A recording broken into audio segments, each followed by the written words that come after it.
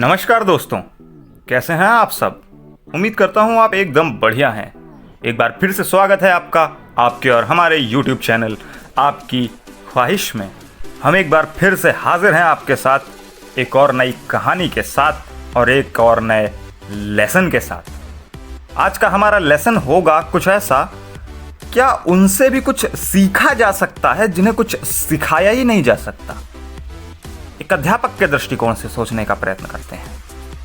तो चलिए शुरू करते हैं आज की कहानी।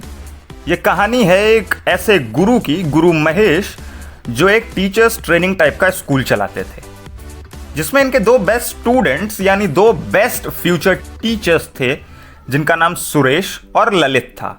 जिनका पढ़ाने का तरीका, स्टूडेंट से डीलिंग का तरीका, उनको सिखाने का तरीका वगैरह वगैरह सब एकदम बेस्ट था।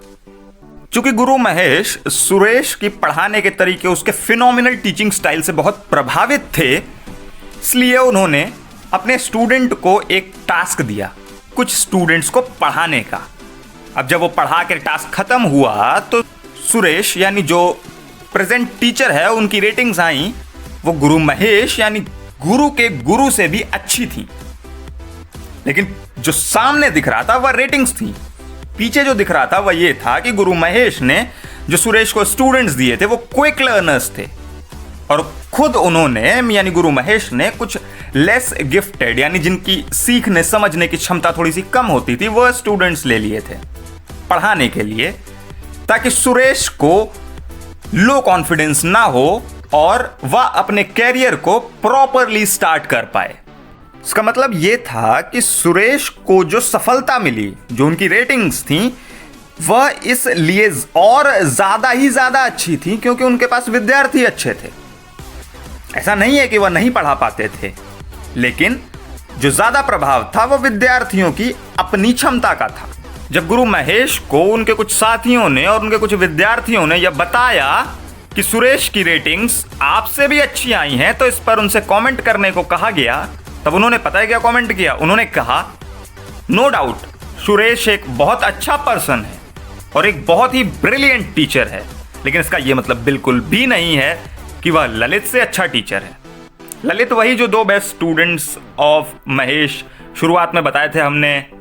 जब सुरेश ने अपने गुरु महेश के ऐसे कमेंट के बारे में सुना तो उसे दुख हुआ, धक्का भी लगा दिल में कि गुरुदेव ने एक बार मुझे ललित से कंपटीशन करने का अवसर भी नहीं दिया और उसके बाद सीधे ये डिक्लेयर कर दिया कि ललित अच्छा टीचर है, मैं एक अच्छा पर्सन हूं, बहुत अच्छा टीचर हूं, लेकिन ललित ज़्यादा अच्छा टीचर है। आखिरी में जब सुरेश को ज़्यादा होता कुछ लगा तो उसने पता है क्या डिसीजन लिया? उसने ये डिसाइड किया कि इसको दिल में रखने की बजाय मैं जाता हूं और गुरु महेश से बात करता हूं।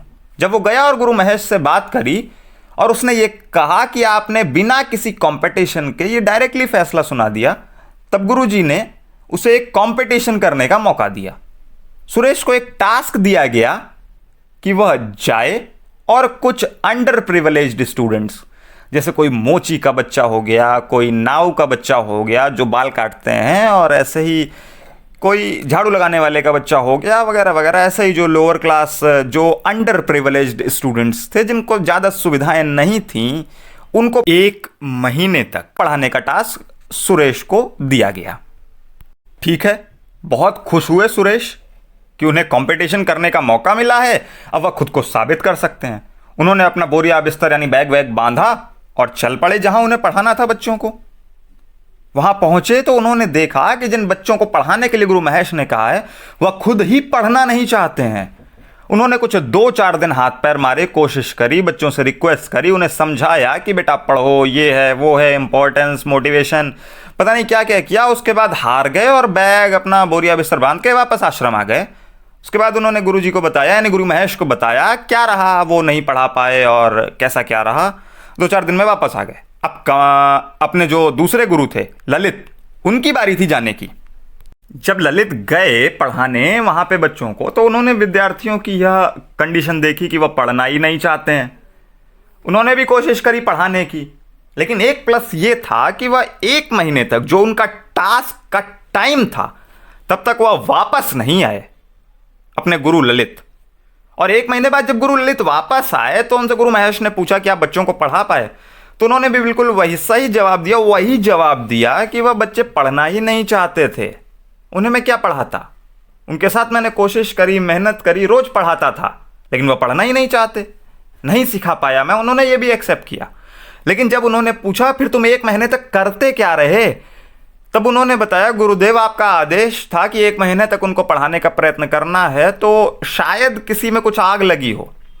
लेकिन मैं जब उनके साथ था तो मैंने उनके काम सीख लिए। मैं एक बहुत अच्छा बार्बर हूं, मैं बाल बहुत अच्छे काट सकता हूं, अब मैं बहुत अच्छा मोची बन गया हूं अब।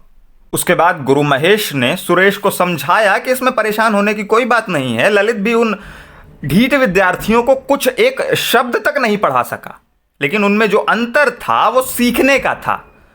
सुरेश ने अपने हथियार डाल दिए और बोरिया बिस्तर पैक करके वापस आ गया, लेकिन ललित ने क्या किया, उसने समय बिताया।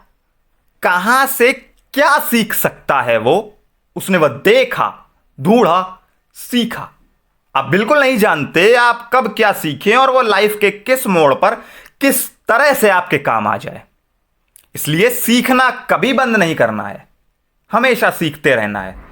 और अगर आप अध्यापक हैं, अगर आप टीचर हैं, अगर आप पढ़ाते हैं, तो पढ़ाने से ज्यादा सीखने पर फोकस होना चाहिए। जो जितना ज्यादा सीखता है वह उतना अच्छा पढ़ाता है। तो कैसी लगी आपको आज की हमारी ये कहानी, कमेंट करके हमें ज़रूर बताएं। और लाइफ में कभी सीखना बंद ना करें।